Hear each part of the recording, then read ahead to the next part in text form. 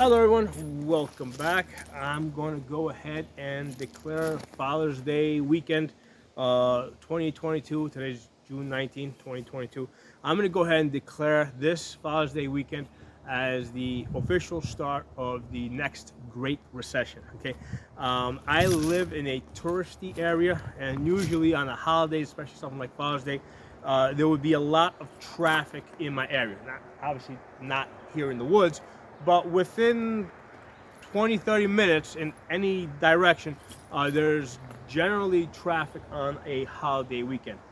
And this weekend, I did not see any of that. All right, and the driving factor on that, of course, is the $5 a gallon gasoline. Okay, so this is going to start trickling through the economy. Now, it's been kind of building up and going in that direction, but I think the $5 per gallon was kind of like the line where everybody, you kind of just like hit everybody in the face, and then like that's it. We're cutting out everything. We're not doing anything. And of course, this has a trickle down effect where people don't travel, they don't spend money. Those businesses don't make money, which means that they now don't start not spending money.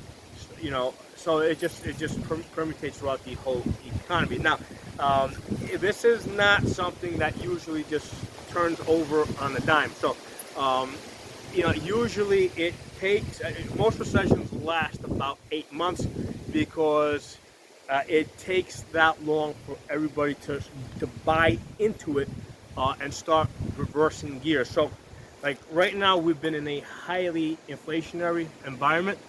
So the mentality of everybody is that, hey, you know what? Prices are going up. They're going to keep going up. So if I can hold on to my inventory, not sell it this week, I'll sell it for more next week or next month or 2 or 3 months down the road. So that's been a driving factor, something that's been driving the inflation. Likewise, because of the inflation, it's like, hey, if I sell my inventory, now I have to replace my inventory, and I'm going to probably end up replacing it at a higher cost. So I don't mind sitting on it, especially if I think I can sell it for more a couple of weeks from now or a month from now. Okay, a couple of months from now. So that's been the mentality of businessmen. Okay, I'm an accountant. I talk to lots of different people. So I kind of have in lots of different businesses. So I have my finger on kind of like everybody's pulse. Branch just fell. It's very windy today. So I kind of have my finger on everybody's pulse, and not just in my area, because obviously I'm originally from New York. I've got contacts, throughout this part of the country in the Northeast. Okay, so it's going to take at least a couple of months before businessmen are convinced that this is the real thing, that this is in fact a recession. It's not something that's it's going to take them a couple of months to really believe it, and then start to bring down prices. But in the meantime, they're not prepared to bring down their prices or the price of things that they sell. But what they are going to start doing is they are going to start cutting some costs, because they're going to see that their sales are starting to drop a little bit, and they're like, well, I'm not ready to bring down my prices, but let me see what expenses I can cut out. Maybe I'll start cutting out some people's hours. Maybe I won't buy this. Maybe I won't invest in that. That's why it takes a couple of months before everybody believes that it's a recession. All right, and then at some point, like I would say, like 3, 4 months into it, then they really start pulling the brakes, stop buying stuff, then start laying off people, start bringing down their prices. So it usually takes 4 months before everybody's convinced, and then it takes like another 4 months to 6 months to to really dig your way out of it. Okay, so but this is it. I mean, I've been kind of expecting it like since 2020.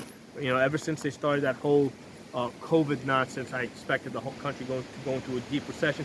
The only reason why it was postponed is because the government was just printing up all this money and just dumping it into the economy, which postponed it, but it also built up a bigger avalanche, right? Because What happens with, if you start throwing money into a sick economy, right? In an economy where, like, half the people not working and taking unemployment is a very sick economy.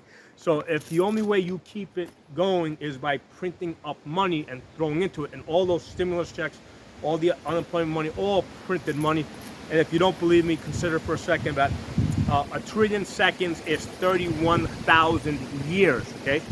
So that kind of money does not exist. You can't even print it up. The best you can do is, like, electronically create it on a computer. All right, so that was all printed money that they were just like, all electronically printed money that they were throwing into the economy. And what it was doing is it was just like building up this avalanche. It was like this slow. Well, actually, it wasn't. It hadn't created an avalanche, but it was building up this huge avalanche potential. So as the snow pile got bigger and bigger and bigger and bigger, at some point people started realizing that, hey, something was wrong with this economy, right? There's something really wrong. People, like, just raising their prices as fast as they possibly can, all right? And now all of a sudden it's going to start coming down fast. Okay, so and I think that the gasoline, the $5 gasoline was kind of like is the trigger. That's kind of like the trigger that's not going to start setting up a whole bunch of other things in motion. So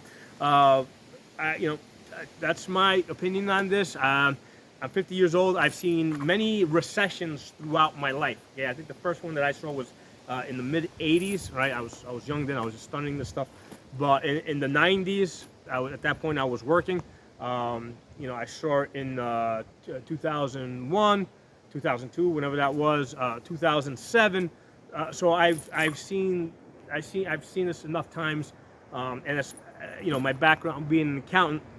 I'm able to see certain patterns, and I can see them repeating themselves. Okay, so I hope you guys enjoyed the video. I hope you guys have been preparing. Okay, so the way you prepare, the secret to succeeding is pretty simple: buy low, sell high, right? So the last 2 years while money was flowing, you were supposed to be saving it. I hope you guys were saving it, because now what's going to start happening is over the next 6-7 months, prices are going to start dropping, right? As people try to dig their way out of the recession. So now, as prices are dropping, that's the time to be buying stuff. Buying houses, buying investment properties. Buying whatever you want to buy. But basically, you want to buy low, sell high, right? So you should have been saving the money up until now. And basically over the next 6-7 months, you're going to start to see things getting a lot cheaper. That's the time to start thinking about what you want to buy, how you want to invest, and basically you want to use your money to make more money. Okay, that's basically the secret to business success. So it's really not a secret. It's all the information is out there. It's just a matter of doing it at in the right order at the right time. That's all it comes down to. So thanks for watching. I'll talk to you all soon.